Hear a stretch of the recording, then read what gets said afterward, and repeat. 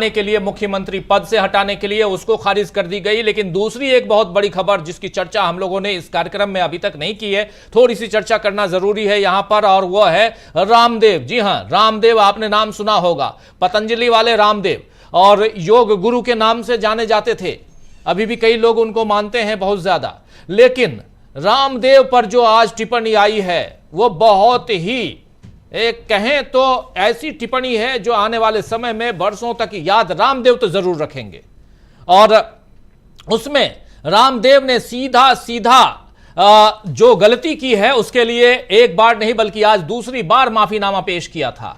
उस पर 2 जजों की पीठ, प्रशांत जी बड़ा ध्यान से जरा सुनिएगा, जस्टिस हिमा कोहली और जस्टिस अहसानुद्दीन अमानुल्लाह की खंडपीठ ने पतंजलि और उनके एमडी यानी कि बालकृष्ण और रामदेव के द्वारा दायर नवीनतम हलफनामे, बिल्कुल अभी के लेटेस्ट हलफनामे को स्वीकार करने से इनकार कर दिया है। जस्टिस कोहली ने रोहतगी, आप जानते हैं मुकुल रोहतगी एसजी हैं, सॉलिसिटर जनरल ऑफ इंडिया,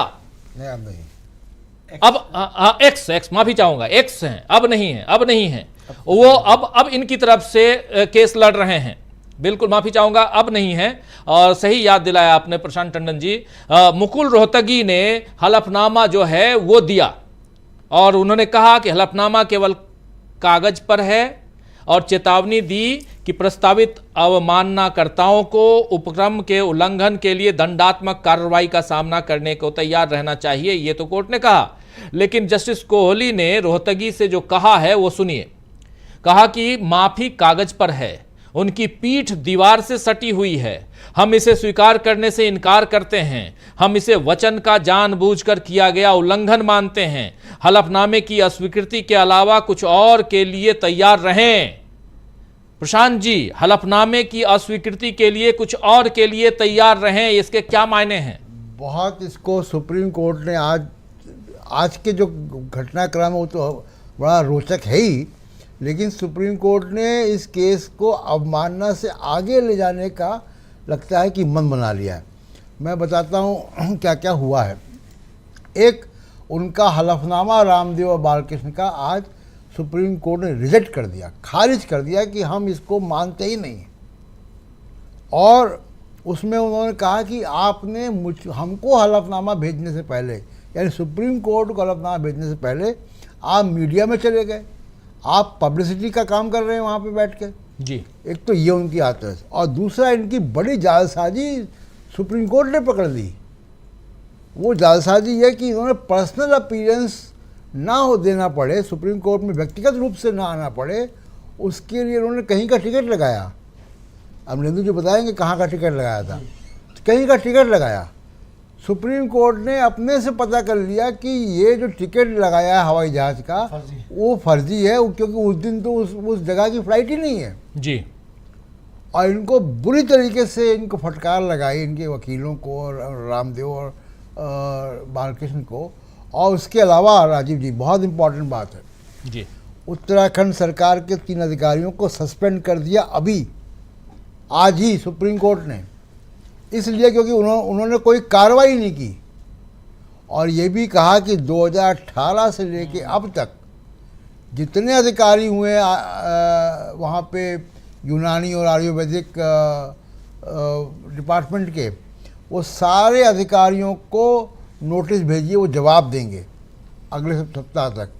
तो अब सुप्रीम कोर्ट इनकी फाइलें खोल रहा है। जी जी जी, जो आप कह रहे हैं हलफनामे वाली, वो जरा मैं और बता देता हूं हमारे तमाम साथियों को। दोस्तों, एक्चुअली हुआ ये कि इनकी रामदेव को और बालकृष्ण को जिस दिन पेशी में वहां मौजूद रहना था, 30 तारीख की बात है, उस दिन रामदेव और बालकृष्ण पेशी में नहीं आए, कोर्ट में पेश नहीं हुए, और उन्होंने एक टिकट लगा दी और ये दायर किया 30 तारीख को कि 31 तारीख को हमको विदेश जाना है। कोर्ट ने अपने आदेश में कहा है कि मामले के पूरे इतिहास और उत्तरदाताओं के पिछले आचरण को ध्यान में रखते हुए हमने उनके द्वारा दायर नवीनतम हलफनामा स्वीकार करने के बारे में अपनी आपत्ति व्यक्त की है। बालकृष्ण और रामदेव ने विदेश यात्रा के बारे में झूठे दावे करके व्यक्तिगत उपस्थिति से बचने की कोशिश की।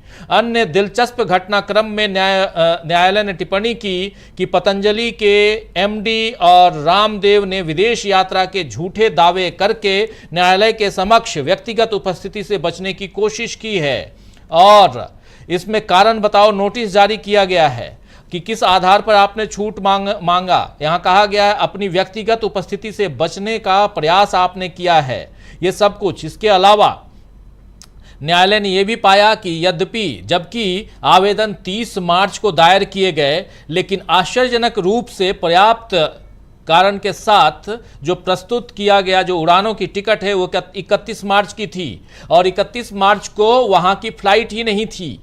यही बात अभी प्रशांत टंडन जी भी कह रहे थे। तो ये एक बहुत ही दिलचस्प और इंटरेस्टिंग रूप में यहां दिखाई दे रहा है। और कोर्ट ने जो आदेश दिया है उसमें कहा है कि तथ्य यह है कि जिस 30 तारीख को हलफनामे की शपथ ली गई उस दिन ऐसा कोई टिकट अस्तित्व में नहीं था। इसीलिए धारणा यह है कि उत्तरदाता अदालत के समक्ष अपनी व्यक्तिगत उपस्थिति से बचने की कोशिश कर रहे थे, जो कि सबसे अस्वीकार्य है। यानी आप सीधे सीधे कोर्ट के सामने झूठा हलफनामा, झूठी यहां पर टिकट जो है वो पेश कर रहे थे। तो यहां एक तरफ अरविंद केजरीवाल की बात हम लोग कर रहे थे दोस्तों, और उसमें कैसे कोर्ट ने फटकार लगाई याचिकाकर्ता को, वो आपने देखा सुना। लेकिन दूसरा ये वो अरविंद केजरीवाल का मामला दिल्ली हाई कोर्ट में था, ये सुप्रीम कोर्ट में रामदेव का मामला है और जो बहुत इंपॉर्टेंट है, रामदेव ने झूठे हलफनामे, झूठा टिकट। प्रशांत टंडन जी, मतलब ये हद से ज्यादा है, मतलब ये आप टिकट भी झूठा दिखा रहे। सुप्रीम कोर्ट को मजाक समझ रहे हैं, ये highest law of the land है। कहा भी है वो कल किसी को जांच करके आपको अंदर कर देगी। सुप्रीम कोर्ट को अगर आप ठगी कर रहे हैं सुप्रीम कोर्ट में जाके, तो इससे बड़ी तो मतलब नासमझी कोई नहीं। इससे बड़ा हौसला कितना बड़ा है, कौन इनके पीछे ताकत है। और एक और बात देखिए राजीव जी, वहाँ पे जो एक्ट काम कर रहा है, जो जादुई औषधि एक्ट है, जो मिसलीडिंग एडवर्टाइजिंग का मामला, जो ओरिजिनल मामला है, उसमें सरकार ने, केंद्र सरकार को, पिछली बार भी हुआ था, केंद्र सरकार को फटकार लगाई कोर्ट ने और राज्य सरकार को, उत्तराखंड की सरकार को। उसमें केंद्र सरकार से पूछा गया कि भाई आपने क्या किया, तो उनका हमने उनको वार्निंग इशू की थी। उस कानून में, मेडिकल रेमेडीज एक्ट में, जो जादुई औषधि कानून है, उसमें नोटिस भेजने का कोई प्रावधान नहीं है राजीव जी। उसमें एक्शन का प्रावधान है जी। या तो आप पेनल्टी लगाओ या जेल भेजो या लाइसेंस कैंसिल करो। बिल्कुल बिल्कुल। सुप्रीम कोर्ट लाइसेंस की तरफ बढ़ता हुआ दिख रहा है। ये स्क्रीन पे है, drugs and magic remedies act 1954। क्या है ये एक्ट, ये आप स्क्रीन पे देख रहे होंगे। लेकिन बहुत मजेदार है कि मुकुल रोहतगी जो रामदेव की तरफ से पेश हुए थे, जो केस लड़ रहे हैं रामदेव का, उन्होंने कहा कि मिलॉर्ड, लोग गलतियां करते हैं, गलतियां हो जाती हैं।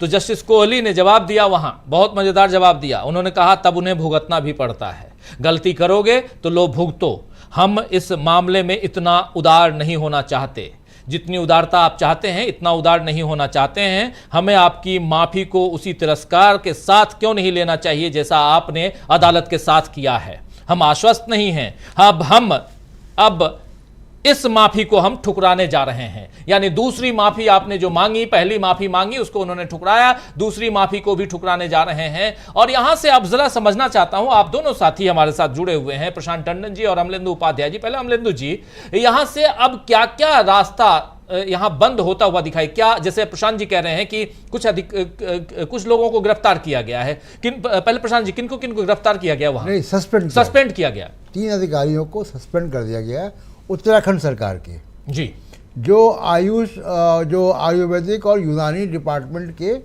अफसर थे और वहाँ पे मौजूद थे कुछ जो ज्वाइंट डायरेक्टर, उनको भी बुरी तरीके से फटकार लगाई गई है। तो उनको कहा गया है कि आप अपना हलफनामा दीजिए अलग से, कि आपने कोई एक्शन क्यों नहीं लिया, लाइसेंस क्यों नहीं कैंसिल किया इनको गिरफ्तार क्यों नहीं किया, इनके खिलाफ कोई एक्शन क्यों नहीं लिया। क्योंकि मैजिकल रेमेडीज एक्ट में जो आप अभी दिखा रहे थे राजीव जी, उसमें सज़ा का प्रावधान है, पेनल्टी का प्रावधान है, पीनल एक्शन का प्रावधान है। वार्निंग का अधिकार वो उसमें नहीं है कि आप ये आइंदा से मत करेंगे। और हिमाकत देखिए कि आपने सुप्रीम कोर्ट ने कहा, आदेश दिया, उसके बाद भी आप विज्ञापन दिखा रहे थे, उसके बाद आपने हलफनामा दिया, उसमें झूठ बोल रहे हैं, टिकट आपने फर्जी लगा दिया।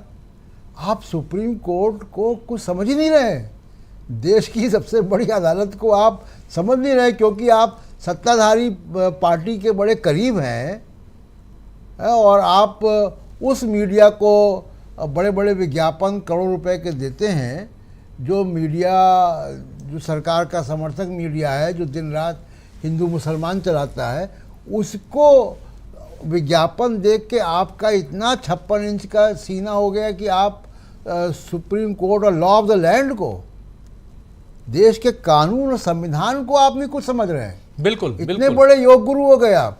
बिल्कुल। आज जब माफीनामा पेश किया गया रामदेव की तरफ से और पतंजलि की तरफ से, तो उस पे जस्टिस कोहली है, आप जानते हैं, जस्टिस कोहली ने कहा कि हम इसे स्वीकार करने से इनकार करते हैं, हम इसे अदालत की अवमानना मानते हैं, अब आप अगले एक्शन के लिए तैयार रहिए। समझ लीजिए दोस्तों, पहली बात तो ये कि रामदेव के दूसरे माफीनामे को कोर्ट ने अस्वीकार कर दिया। उसके अलावा कोर्ट ने कहा कि अब अगले एक्शन के लिए भी आप तैयार रहिए। इसके बाद कोर्ट का कहना था, हम अंधे नहीं हैं, इस मामले में उदार नहीं होंगे।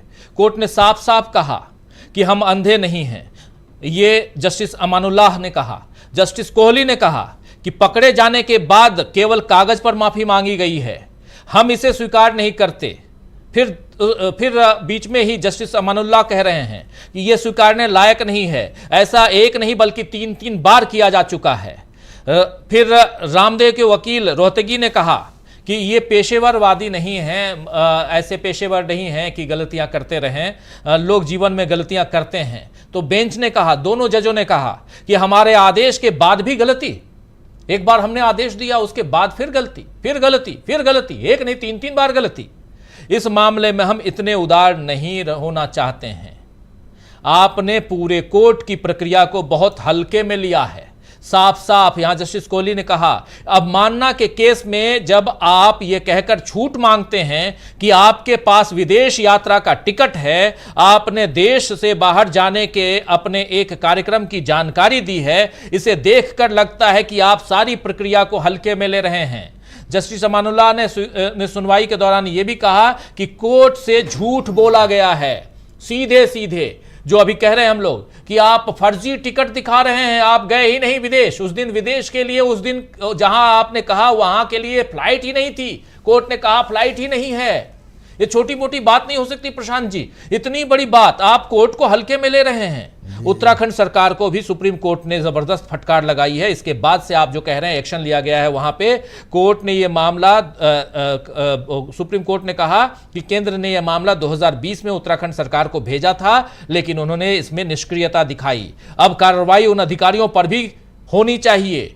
अदालत ने अधिकारियों से पूछा, आपने जब तक इनके खिलाफ मुकदमा दर्ज, अब तक इनके खिलाफ मुकदमा दर्ज क्यों नहीं किया?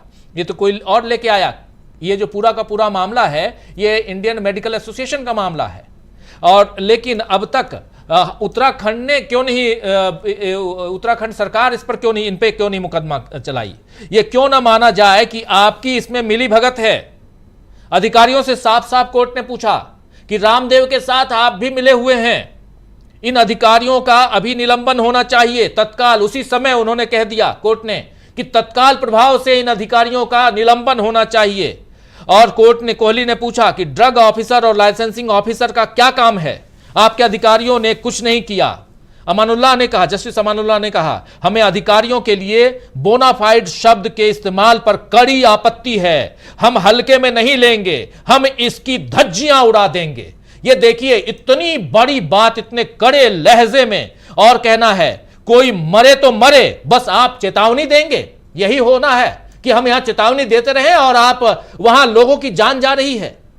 ये तमाम बातें बहुत ही कड़ी फटकार, रगड़ कर रख देना जो कहते हैं, रगड़ कर रख दिया। और क्यों नहीं रगड़ना चाहिए? आप लोगों के जीवन से खेल रहे थे। कोरोना काल में आप कह रहे थे एलोपैथी की ऐसी की तैसी, आप कोरोनिल लीजिए। और इतने ही नहीं, आप कोरोनिल, हमारे देश के एक नहीं कई मंत्री उस कोरोनिल का प्रचार करते हुए नजर आ रहे थे। कई सारी ऐसी तस्वीरें हैं प्रशांत टंडन जी, तत्कालीन स्वास्थ्य मंत्री मौजूद थे उस उद्घाटन में। जी जी। तो ये अपने आप में एक ऐसा मामला है जिसमें जितना रगड़ा जाए वो कम है, क्योंकि वो आपके हमारे सबके भावनाओं के साथ, सबके हेल्थ के साथ खेला गया। और यही रामदेव उस समय कह रहे थे कि देखिए हम ये बना रहे हैं, आप तो धंधा कर रहे थे साहब, यही तो कह रही है कोर्ट का कहना, यही है। कहा कोई मरे तो मरे लेकिन हम चेतावनी देंगे। अमानुल्लाह ने कहा कि आपने हमें उकसाने का काम किया है, ये तो अभी शुरुआत है। जस्टिस अमानुल्लाह ने कहा यह तो अभी शुरुआत है। केंद्र सरकार की ओर से पेश सॉलिसिटर जनरल तुषार मेहता ने कहा, यहां तुषार मेहता उन्होंने कहा यह तो बस गलतियां हैं साहब, मिलॉर्ड। जस्टिस कोहली ने फिर कहा यह मूर्खताएं हैं। फिर इधर तुषार मेहता कह रहे हैं हम एक पार्टी नहीं थे, हम एक पार्टी नहीं थे। इसके जवाब में सुप्रीम कोर्ट ने कहा वाह, कोई भी पार्टी आपको आपके सार्वजनिक कर्तव्य से मुक्त नहीं कर सकती, यह बिल्कुल अप्रासंगिक है। जब तुषार मेहता ने कार्रवाई का आश्वासन दिया, जब क्योंकि सरकार का पक्ष भी था, अधिकारियों की तरफ से तुषार मेहता एसजी थे, सॉलिसिटर जनरल, वो जब वहां थे तो उन्होंने कहा कि नहीं सरकार इस पर कार्रवाई करेगी। तो फिर कोर्ट ने साफ साफ कहा कि उन सभी अज्ञात लोगों के बारे में क्या जिन्होंने इन बीमारियों को ठीक करने वाली पतंजलि दवाओं का सेवन किया है, जिन्हें ठीक नहीं किया जा सकता, क्या आप किसी सामान्य व्यक्ति के साथ ऐसा कर सकते हैं?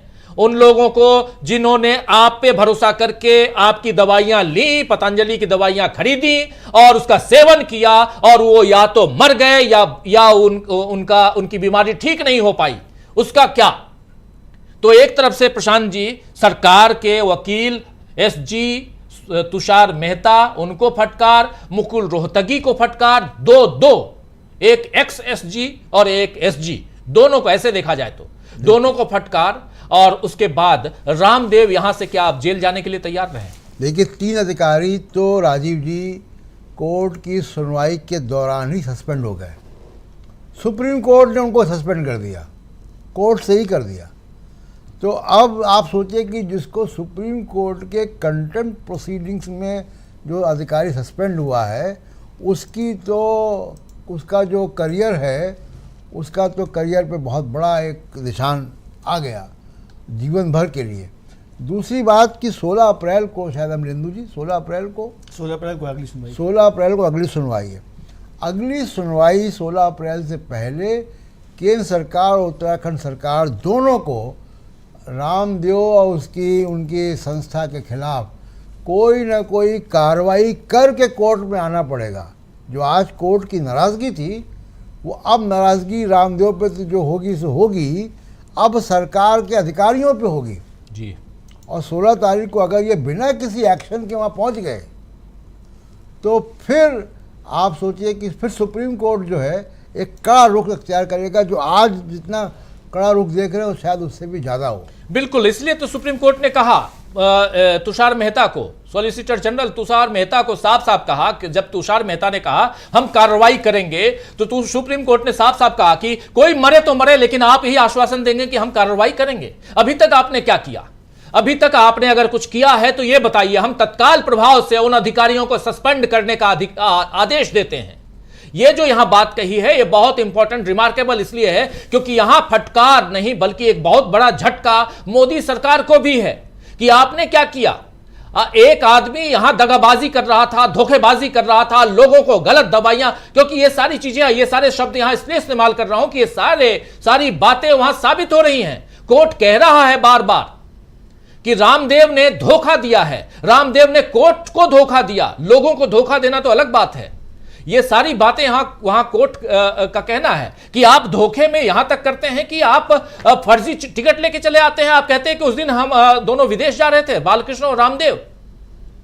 तो ये सारी बात अमलेंदु जी क्या कुछ यहां से, क्योंकि अब यहां मामला जो है बहुत पेचीदा हो चुका है रामदेव के लिए। यहां रामदेव की दूसरी याचिका यानी उनका जो दूसरा हलफनामा है वो भी खारिज है और कह रहे हैं कि दीवार से पीठ चिपका करके खड़े रहना मात्र जो है उससे आपको कोई फायदा नहीं होने वाला। आप कागज में लिख के ले आते हैं कि माफी दे दो साहब और आपको माफी दे दिया जाए, लेकिन उन लोगों का क्या जो मर रहे थे उस समय आपके ऊपर भरोसा करके। लेकिन क्या लगता है प्रशांत जी और अमलेंदु जी, आप दोनों से मैं ये जानना चाहता हूं कि जो लोग उस समय रामदेव बीच में इधर एक मंत्री दूसरी तरफ एक मंत्री जो प्रचार कर रहे थे, वो जो दोनों साइड वाले हैं उन पर भी कोई कार्रवाई होगी क्या?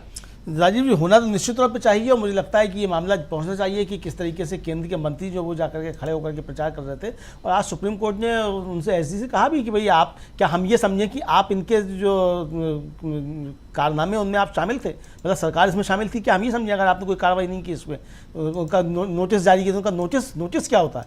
तो ये राजीव जी इस तरीके, एक तो अब तो रामदेव का राजीव जी मुझे लगता है कई केस इसमें बन गए। एक तो ये जो बड़ी गलती रामदेव एक और कर बैठे हैं, ये तो निश्चित तौर पर जेल जाने वाली है। फर्जी डॉक्यूमेंट आप सुप्रीम कोर्ट में हलफनामे में दाखिल कर रहे हैं, मतलब ये सबसे बड़ा अपराध जो, मतलब ये अवमानना की कार्रवाई और दूसरी कार्रवाइयाँ तो होंगी, वो तो अलग से होंगी। ये एक नया मुकदमा तैयार हो जाएगा कि आपने अदालत में झूठा शपथ पत्र आपने दाखिल किया और झूठे दस्तावेज आपने जो थे अदालत के अंदर दाखिल किए।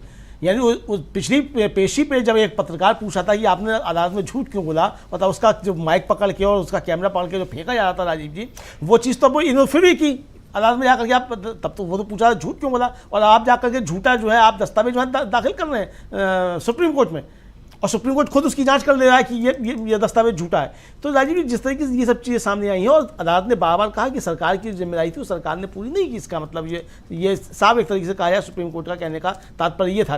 फिर ये कि आप इसकी आड़ में नहीं छुप सकते, आपकी ये तर्क दिया गया कि आयुर्वेद का जो प्रचार कर रहे थे उनका इससे पहले और कंपनियाँ नहीं थी कि आयुर्वेद की, भाई इससे पहले भी तो आयुर्वेद था और इससे पहले और भी आयुर्वेद की कंपनियां थीं।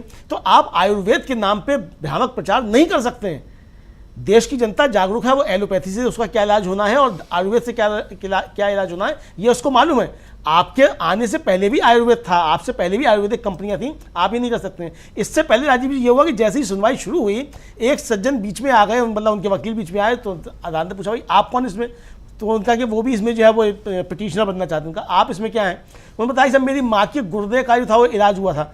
तो उनका कि ये आपने कोर्ट को मजाक समझ लिया है, हमें गंभीर मसले पे बात कर रहे हैं और आप यहाँ बीच में जो है वो प्रसिद्धि पाने के लिए आ गए हैं, आप भटकाना चाहते हैं। याचिका आपकी खारिज की जाती है और आप पे जुर्माना लगाया जाता है 10,000 रुपये का। तभी उन्होंने कहा कि नहीं साहब हमको वापस लेने की अनुमति दी जाए। तो उनका कि आपको समझदारी का इस्तेमाल पहले ही करना चाहिए था, यानी कि बीच में ये भी कोशिश, मतलब इसका साफ मतलब यही है कि ये सारी तैयारियां पहले से थी कि वहां पे आपको इस ढंग से आना है। जी जी जी, मतलब कोर्ट है या कोर्ट को मजाक बना रखा है। प्रशांत जी, कोर्ट की चीजों को प्रोसीडिंग को आपने बहुत नजदीक से देखा है, इतना लंबा अनुभव है, जरा बताइए कि ऐसा भी होता है एक बहुत ही सीरियस मामला चल रहा है और उसके बाद एक आ जाए याचिका लगा करके साहब हमारी माँ के गुर्दे का इलाज इन्होंने किया था और ये बहुत अच्छे आदमी हैं, इनकी दवाइयाँ बहुत अच्छी हैं, ये क्या मजाक बना रखा है? और रामदेव के चक्कर में राजीव जी मुकुल रोहतगी जो अटॉर्नी जनरल ऑफ इंडिया रह चुके हैं उनकी बहुत फजीहत हुई। कोर्ट को कहना पड़ा कि आप अपने क्लाइंट को समझाइए, वो आपकी फजीहत हो रही इसमें, हम कोर्ट ये नहीं चाहती आपकी फजीहत करना। तो एक तो मुझे लगता है कि रामदेव को अभी भी ये इल्हाम है, ये उनको कहीं से गलतफहमी है कि अगर वो प्रधानमंत्री नरेंद्र मोदी के करीब हैं तो वो देश के संविधान और कानून से भी ऊपर है। ये गलतफहमी का भूत कोर्ट उतार रही है और इसका बहुत स्पष्ट पॉलिटिकल संदेश भी जा रहा है कि जो अधिकारी तमाम सारे जो जांच एजेंसियों के अधिकारी हैं वो भी देख रहे होंगे, उनको देखना चाहिए कि अगर आप पॉलिटिकल एक्टिविस्ट बन के आप ब्यूरोक्रेसी में हैं तो कल आपके ऊपर भी ये कोर्ट इसी तरीके से आएगा जिस तरीके से अभी रामदेव के ऊपर है। राजीव जी, जरा रामदेव की एक बाइट जरूर सुनाना चाहता हूं क्योंकि यहीं से ये मामला कैसे निकला ये देखिए, ये बाइट जरा जरूर देख लीजिए दोस्तों। रामदेव की बाइट इसलिए क्योंकि अब चूंकि ये मामला कोर्ट में चल रहा है और कोर्ट में जो फैसले आ रहे हैं, जो टिप्पणियां आ रही हैं बहुत महत्वपूर्ण है और क्यों ये खबर आप तक हम पहुंचा रहे हैं। इसके पीछे का कारण समझिए कि कई लोग अंधभक्त की तरह जाकर जहां पतंजलि देखते हैं वहां से जाकर के कुछ ना कुछ खरीद के ले आते हैं। एक बार मुझे भी किसी ने कहा था कि जाके वहां से ले आइए, और मैं तो आज तक कभी नहीं गया, मैं अपना पर्सनल ये बताता हूँ एक्सपीरियंस। लेकिन वहाँ से किसी ने कुछ ला करके दिया मेरे सामने, उसको मुझे फेंकना पड़ा, बिल्कुल गंध। तो ऐसी खराब प्रोडक्ट को बेचकर और आप आज करोड़पति अरबपति बन गए, और लगातार कोरोना के समय आपने अपनी पूंजी में इतना इजाफा किया कि दूसरी कंपनियों का अधिग्रहण करने लगे आप, और उसके बाद आज आप कोर्ट को भी उसी ढंग से मजाक के उसमें लेके आ रहे हैं जरा। लेकिन रामदेव ने जब कोरोना का काल था उस समय जो बातें कही थी, ये जरा देख लीजिए क्या कुछ कह रहे हैं। अनुलोम विलोम भी होगा, इनका सब कुछ होगा, लेकिन अभी जो कर रहे हैं वो देखिए। तीसरा बोला मुझे डॉक्टर बनना है, टर टर टर टर टर टर टर टर करते रहते, टर बनना है, टर डॉक्टर। 1000 डॉक्टर तो अभी कोरोना की डबल वैक्सीन लगाने के बाद मर गए। कल क्या समाचार है? कितने? 1000 डॉक्टर डबल वैक्सीन लगाने के बाद भी मर गए, अपने आप को ही नहीं बचा पाई। वो कैसी डॉक्टरी? तो मैंने कहा डॉक्टर बनना है तो स्वामी रामदेव जैसा बन, जिसके पास में कोई डिग्री नहीं और सबका डॉक्टर है। Without any degree, with divinity, with dignity, I am a doctor. हाँ, तो सुन रहे थे डॉक्टर टर टर टर। ये हैं डॉक्टरों की ऐसी तैसी, जिनकी नज़र में डॉक्टर कुछ नहीं, अपना व्यवसाय। और आज उनको जब रगड़ रहा है सुप्रीम कोर्ट, तो ये वहाँ भीगी बिल्ली बने हुए हैं। और साफ साफ आप देख रहे हैं कि जिस प्रकार आने वाले समय में इनके ऊपर कार्रवाई होगी वो भी आप तक हम पहुँचाएंगे। प्रशांत टंडन जी इस पर क्या कुछ कहेंगे? क्योंकि इसके बाद इंडियन मेडिकल एसोसिएशन जो है वो काफ़ी नाराज़ हुआ था, और वहीं से ये कहानी आगे बढ़ती है। बिना डिग्री का या बिना एजुकेशन का जो डॉक्टर है उसको राजीव जी झोला छाप डॉक्टर कहते हैं। और ये झोला छाप डॉक्टरों के लिए ही ये कानून है, मैजिकल रेमेडीज एक्ट। ये जो जादुई औषधि कानून है ये उन्हीं के लिए है, झोला छाप डॉक्टरों के लिए, जो गांव-गांव घूमते हैं और कोई लाल किताब और बंगाली बाबा और भूत भगाएं, ये जो इस तरीके का सारा कुछ ये पूरा चलता है। जगह जगह आपको इस तरीके के विज्ञापन देखने को मिल जाते हैं, ये वही हैं। और इनके ऊपर तो दूसरे और मुकदमे भी होने चाहिए दूसरे, क्योंकि सुप्रीम कोर्ट अब रास्ता खोल रहा है। अब 16 तारीख को जब ये अधिकारी आएंगे तो इनसे ही सुप्रीम कोर्ट उम्मीद करेगा कि आप ये बताइए कि आपने एक्शन क्या लिया। क्योंकि बार बार पिछली 3 हियरिंग से राजीव जी सुप्रीम कोर्ट ये पूछ रहा है कि आपने एक्शन क्या लिया। क्योंकि मेडिकल रेमेडीज एक्ट में पनिशमेंट या पेनल्टी का है स्कोप, नोटिस भेजने का नहीं, आगाह करने का नहीं कि हमने आगाह कर दिया था कि आप ये फ्रॉड ना करें। दूसरी बात कि अवमानना का बहुत ही सीरियस मामला है। कई बार तो देखिए हमने अवमानना का मामले देखे हैं राजीव जी, कल्याण सिंह का ही मामला था कि उन्होंने सुप्रीम कोर्ट में एफिडेविट दिया और बाबरी मस्जिद गिर गई। ऐसे बहुत से अवमानना के मामले होते हैं कि कंप्लायंस नहीं हुआ ऑर्डर का।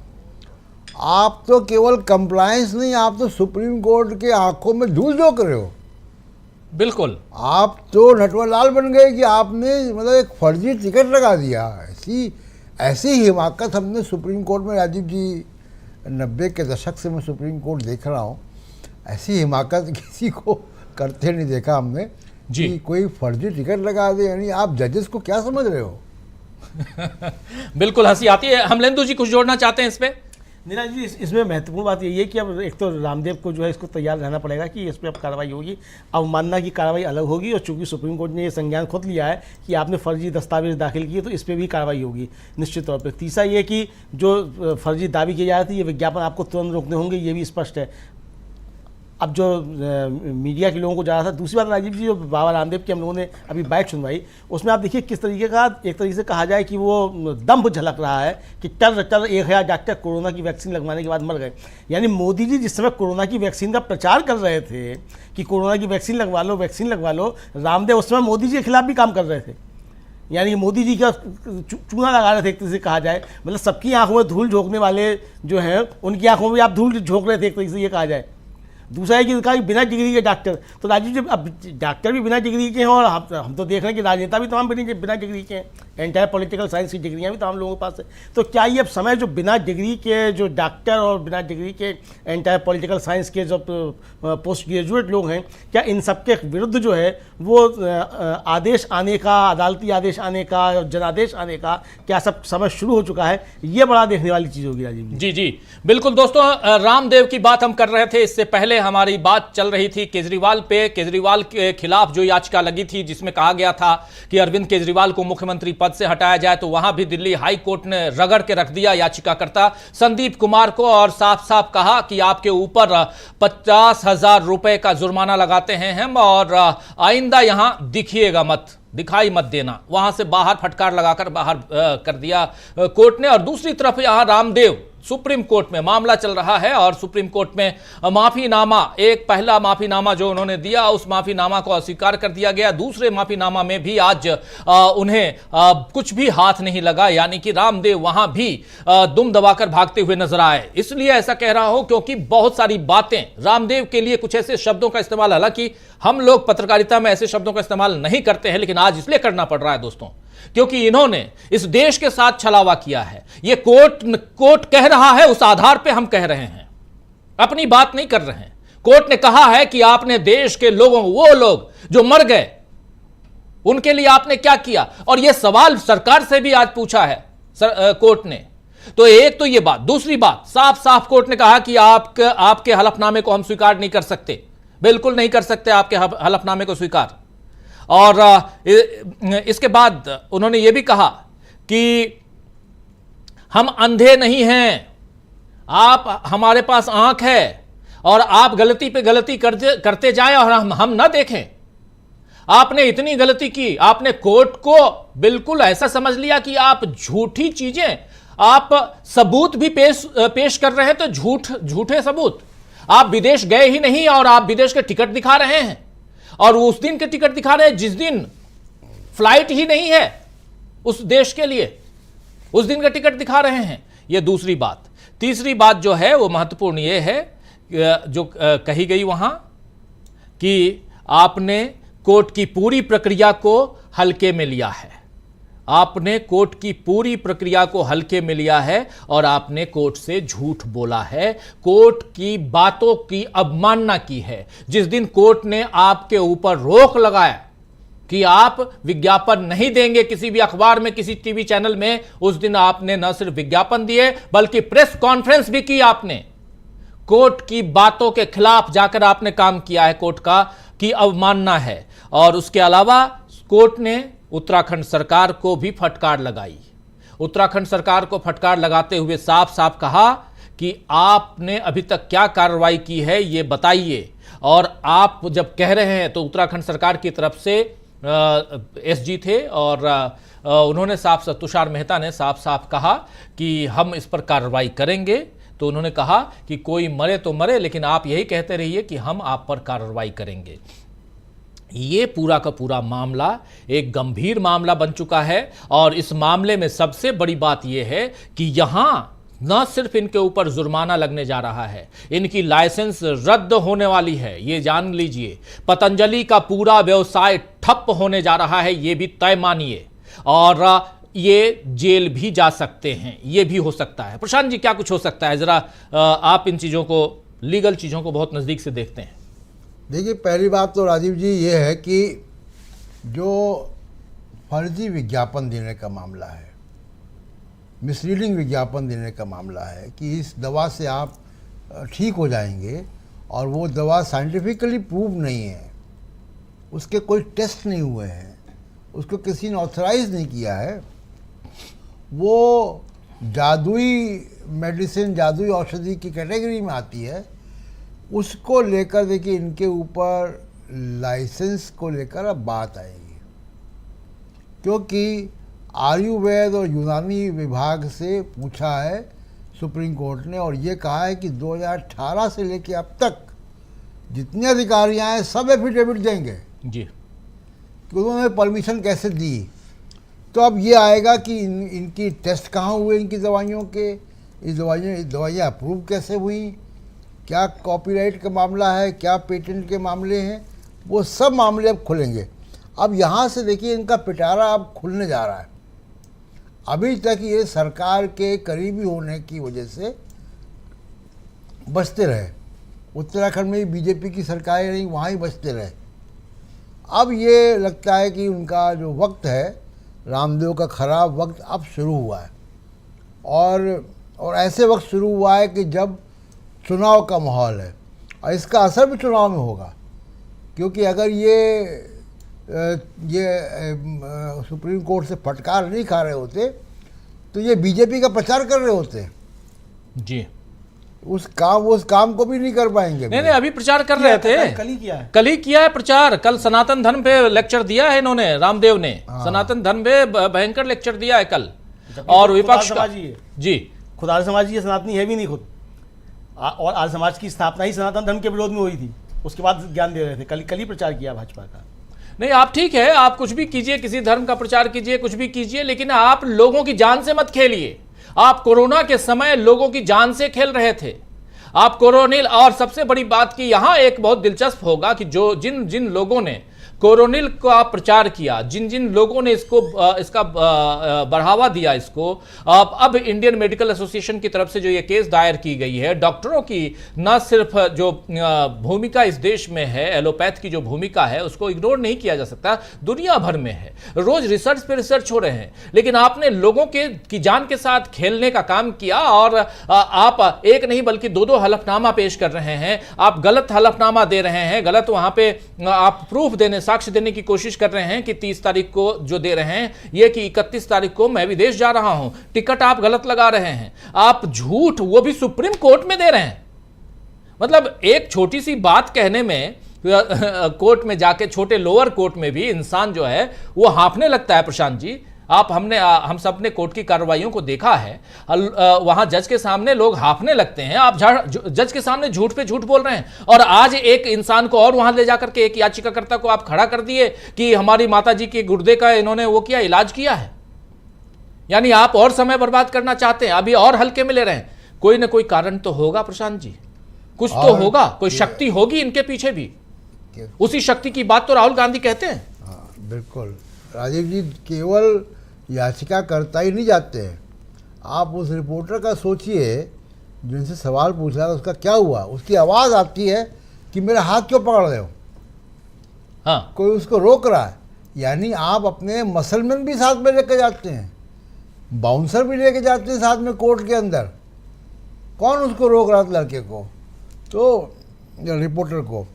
तो ये दूसरी चीज़ राजीव जी क्या है कि जो सुप्रीम कोर्ट के साथ ये हिमाकत की इन्होंने, निश्चित तौर पे वो दम्भ है उनको कि हम सत्ता के बहुत करीब हैं, और शायद इनको ये भी दम हो कि यही मोदी जी को लेकर आए हैं योग शिविरों के थ्रू और प्रचार के रास्ते से।